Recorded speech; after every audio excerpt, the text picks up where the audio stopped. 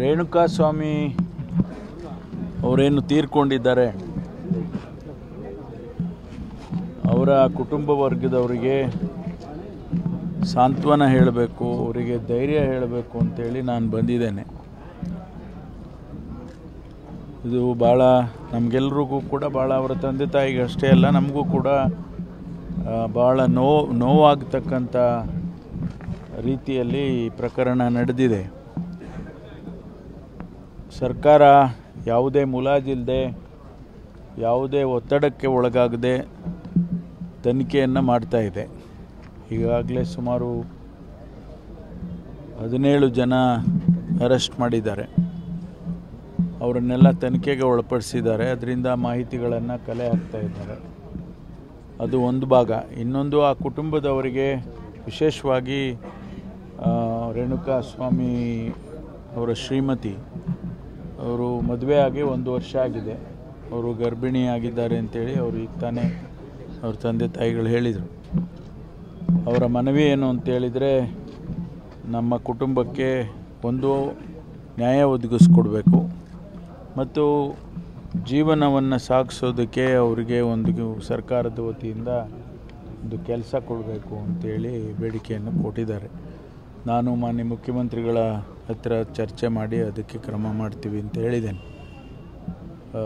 ಜೊತೆಗೆ ಯಾವುದೇ ರೀತಿಯಲ್ಲಿ ತಪ್ಪುಗಳಾಗದಾಗೆ ನಾವು ಇನ್ವೆಸ್ಟಿಗೇಷನ್ ಮಾಡಿ ನ್ಯಾಯ ಕೊಡಿಸ್ತಕ್ಕಂಥ ಕೆಲಸವನ್ನು ಮಾಡ್ತೇವೆ.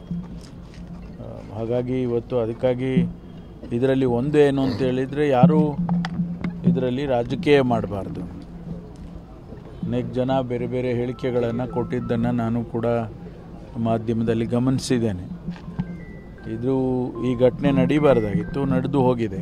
ಆದರೆ ರಾಜಕೀಯ ಮಾಡ್ತಕ್ಕಂಥದ್ದು ಸಲ್ಲದು ಅನ್ನುವಂಥ ಮಾತನ್ನು ಈ ಸಂದರ್ಭದಲ್ಲಿ ಹೇಳಲೇಬೇಕಾಗ್ತದೆ. ಯಾಕೆಂದರೆ ನಾವು ಎಲ್ಲದಕ್ಕೂ ರಾಜಕೀಯದ ದೃಷ್ಟಿಕೋನದಿಂದ ನೋಡಬಾರ್ದು. ಕಾನೂನಿದೆ, ಕಾನೂನು ಕ್ರಮ ತಗೊಳ್ಳುತ್ತೆ.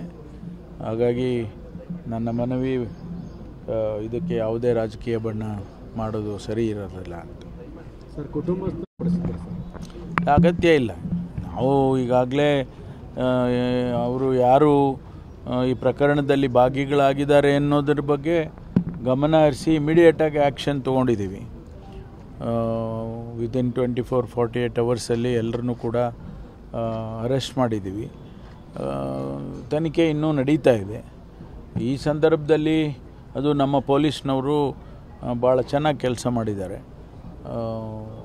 ಯಾವುದೇ ಒತ್ತಡಕ್ಕೆ ಒಳಗಾಗದೆ ಅವರು ಕೆಲಸ ಮಾಡಿದ್ದಾರೆ. ಹಾಗಾಗಿ CBI ಕೊಡ್ತಕ್ಕಂಥ ಅಗತ್ಯ ಏನಿಲ್ಲ.